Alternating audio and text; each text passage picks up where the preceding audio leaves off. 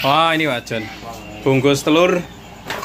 Ternyata kemarin kita posting telurnya pada pesan banyak sekali, teman-teman.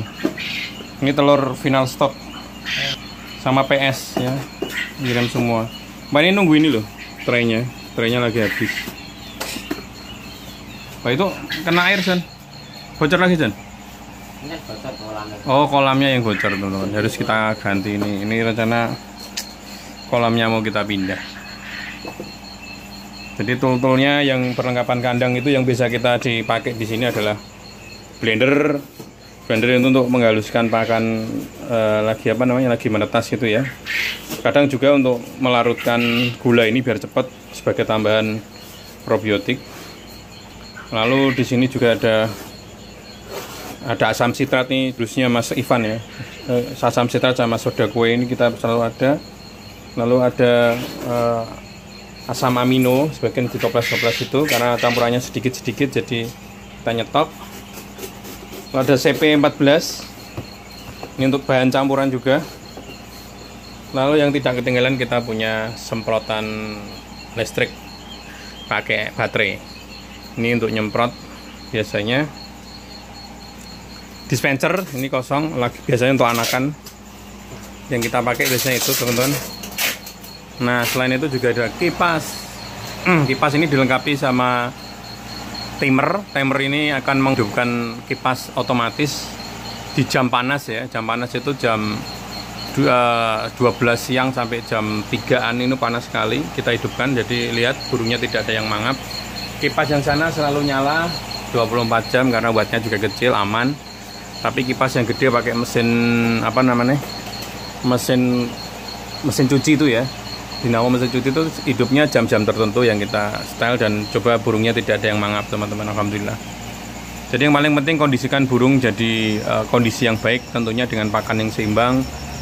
Lalu juga suhu yang stabil karena suhu ini yang sangat berdampak bagi mereka.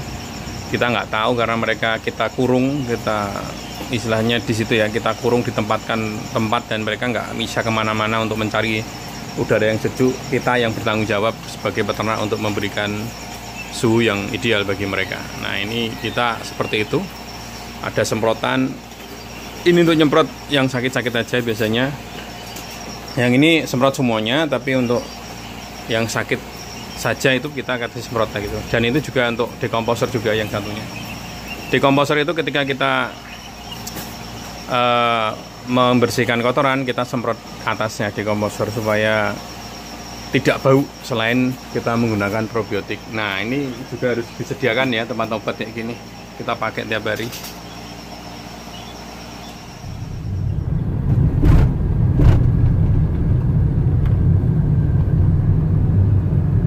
Udara sangat panas sekali teman-teman.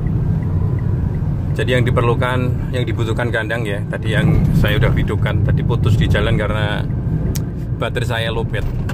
Jadi selain beberapa tahapan tadi ya, bukan tahapan, beberapa alat tadi ya, yang paling penting adalah kipas tadi yang saya sempat terakhir ulas itu, bahwa kipas itu sangat vital menurut saya di daerah saya ya. Ini kan daerah saya daerah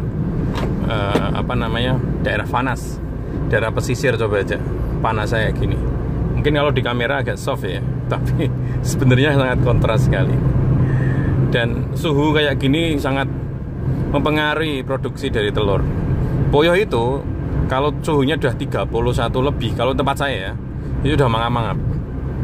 Apalagi nggak ada udara gitu, maksudnya nggak ada pergerakan udara karena di kandang. Itu telur pasti kecil teman-teman, walaupun sebagus apapun makanannya tetap telurnya agak kecil dan kurang bagus, produksinya akan menurun. Nah, jadi kendala alam yang seperti itu bisa ditangani dengan cara ya tadi, dengan kipas. Kalau teman-teman pernah menyimak saya menggunakan kandang closed house, itu bisa dijadikan salah satu solusi. Tapi kandang closed house ini agak sedikit lebih banyak pengeluarannya. Dan kenapa saya dulu sudah sampai tahapan pemakaian kandang closed house sudah 1 tahun, tetapi kenapa saya rubah? Ada beberapa alasannya teman-teman. Kalau memang harus dibahas, saya akan bahas kenapa saya tidak menggunakan kandang closed house. Padahal saya menyarankan kandang closed house.